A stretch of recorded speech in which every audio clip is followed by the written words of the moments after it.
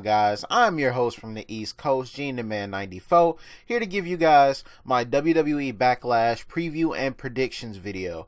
Now, this is the pay-per-view solely for SmackDown. This is a SmackDown only pay-per-view, and it's this Sunday on the WWE Network. Now, it's not really that big of a card, so I'm not expecting the pay-per-view to be that long. But let's get right into the predictions. So we have the finals for the WWE Smackdown Tag Team Championship tournament, based off of the injury to American Alpha's Chad Gable last week on SmackDown. The Hype Bros will now face the Usos in another semifinals match, and the winner of that will take on the finalists Heath, Slater, and Rhyno. Now, as for who I think is going to win the Hype Bros and Usos match, I think the Usos are going to win. I don't think they even planned on, having the Hype Bros in another match. I don't think they're going to have them, be in the finals for the Tag Team Championship. And the Usos have just turned heel. They have a new attitude to them, so they're going to ride that momentum. They injured the what was supposed to be the finalist in, American Alpha, and now they've positioned themselves to get another chance to be in the finals to have a shot at the Tag Team Championship. So I think the Usos are going to advance in that match. And then we're going to have the Usos versus Heath, Slater, and Rhyno. Now, Heath Slater, speaking of momentum, has been riding a crazy wave of momentum over the past couple of weeks. Ever since the WWE draft, it's just like, every single week they do a segment on Heath Slater on either Raw or SmackDown. And the crowd is definitely behind him. The man just wants a contract to feed his family. The man got 7 kids, okay? My man's just won a contract. So, who I think is going to win the Tag Team Championships? The Usos. Why? Because here's a few reasons. They just turned heel. So, this will be a great way to get heat on them by eliminating Heath Slater and his potential chance at a contract, which everybody wants. And, it'll give them another Tag Team Championship to add to their resume. I think Heath Slater and Rhyno are a weird little quirky tag team that has turned out to be one of the most over tag teams on SmackDown. So I think the crowd's going to be completely behind them, and then I think the Usos will get a ton of heat by defeating them, and I think that's what's going to happen. I think eventually Heath Slater will get a contract for SmackDown, but I just don't see them carrying the tag team championships. But like I said, I think Shane and Daniel Bryan will consider, how much Heath has come, how far he's come, and they'll give him a chance to stay on the roster. But I do think the Usos will be your new WWE SmackDown Tag Team Champions, so they can feud with American Alpha once they come back. Next match we have is the IC Championship match, The Miz versus Dolph Ziggler. Now, Dolph Ziggler has pretty much called The Miz out ever since The Miz went off on Daniel Bryan on Talking Smack about, when Daniel called him a coward. And he dropped his whole crazy promo on the SmackDown GM about how he's not a coward and, he does this day in and day out. So Dolph Ziggler pretty much called his bluff. He's like, if you're not such a coward, why don't you face me? And, he's just been calling him out week after week. And Miz has been running. But Daniel Bryan did make the match, and it is official. So I think The Miz is going to retain here. And I think they're going to lead up to a Dolph Ziggler heel turn. Because, he lost the WWE Championship match at SummerSlam to Dean Ambrose. And I don't think he's going to win the IC Championship. It's going to be kind of one of those Seth Rollins things where you have all this momentum. You seem like you've got the keys to success, but you always come up short somehow. I think they're going to do that. And I think Dolph Ziggler is going to turn on the fans and become a heel again. And I think The Miz is going to continue his IC Championship reign. Solely based off the promo. I think, the people backstage have even more invested into The Miz because everything he said was true. Every time they need an appearance or a movie or a television show appearance or a commercial done, he's one of the guys they go to. So I think they have invested stock in The Miz. And he's a great heel. I love his heel work. He makes you actually hate him, which is how heels are supposed to be. So I think that this will be a good match, and I think The Miz will come out on top, leading to a Dolph Ziggler heel turn in the future. Now we have the WWE SmackDown Women's Championship 6-Pack Challenge. Man, that was a mouthful to say. We got Nikki Bella versus Carmella versus Naomi versus Natalya versus Becky Lynch versus Alexa Bliss. This should be a good match. I think if they give them time to work in the ring, all of these women will show, what they're able to do. it's 3 heels and 3 faces, and they've all been like on teams for the past couple of weeks, and all of that is thrown out the window on Sunday. It's every woman for herself, and they're all going to be hungry to try to get the SmackDown Women's Championship. Now, what I think is going to happen here, what I'm predicting, is Nikki Bella to win this match. Now, I know I want Becky Lynch to win this match, but if Nikki Bella wins this match, it'll mean so much more for the woman on SmackDown that can dethrone her and, you know, take the championship away. It'll mean so much more. And I think that's the route they're going to take. They're going to have Nikki Bella win the championship and carry it maybe for a few months.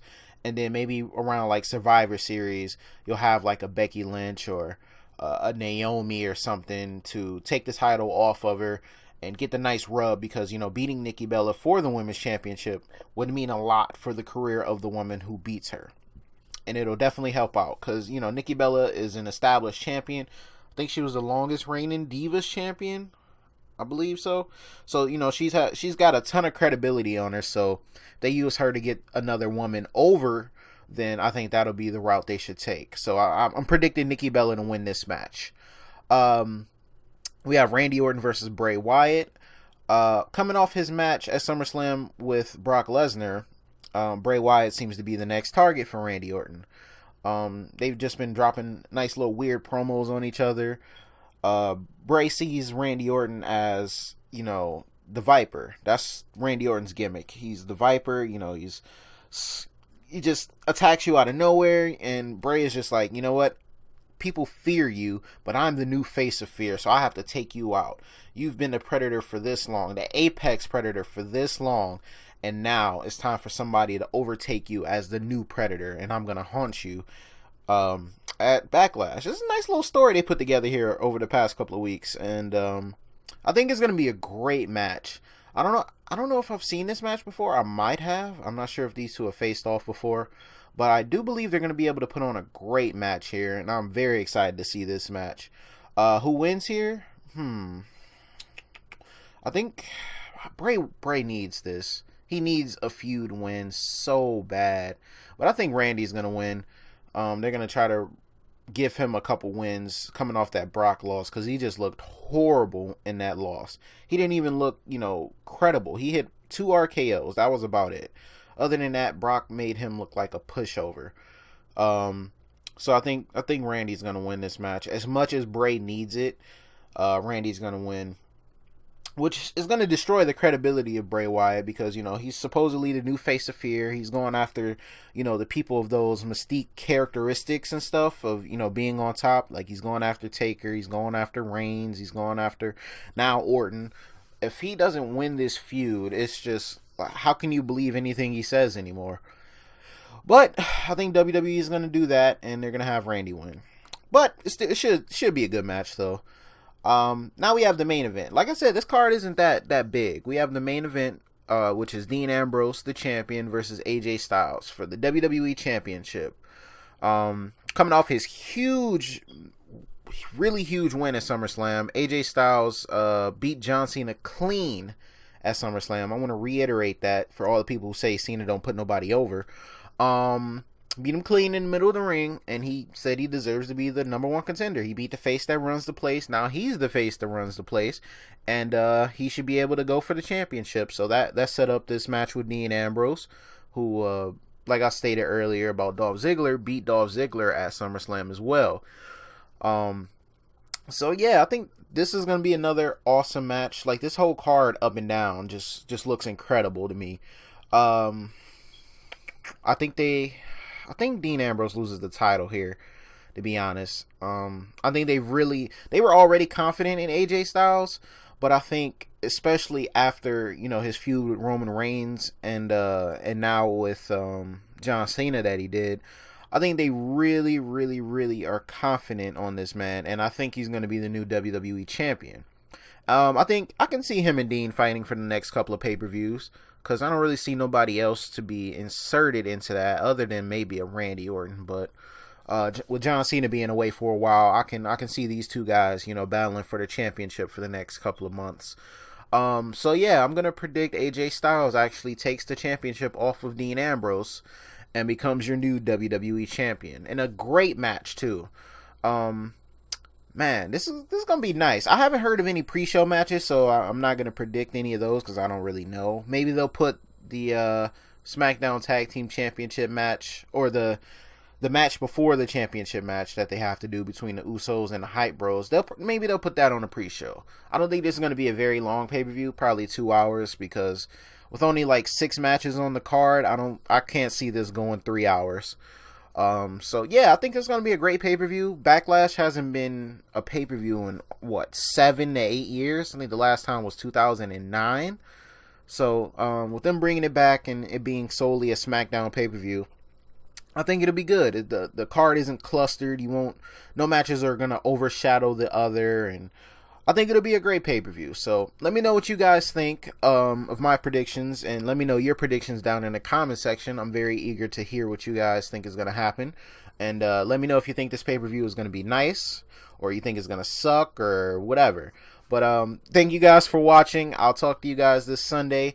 Like I said in my, SmackDown review, my Backlash pay-per-view review is going to be a little bit late because I work a double on Sunday, so I probably won't be getting home until Backlash is over. But nonetheless, I will be bringing you guys a review, so just stay tuned for that. I thank you guys for watching. Like the video if you enjoyed it. Subscribe if you guys are new. It really helps the channel out. Thank you guys so much, and I'll talk to you guys later. Peace.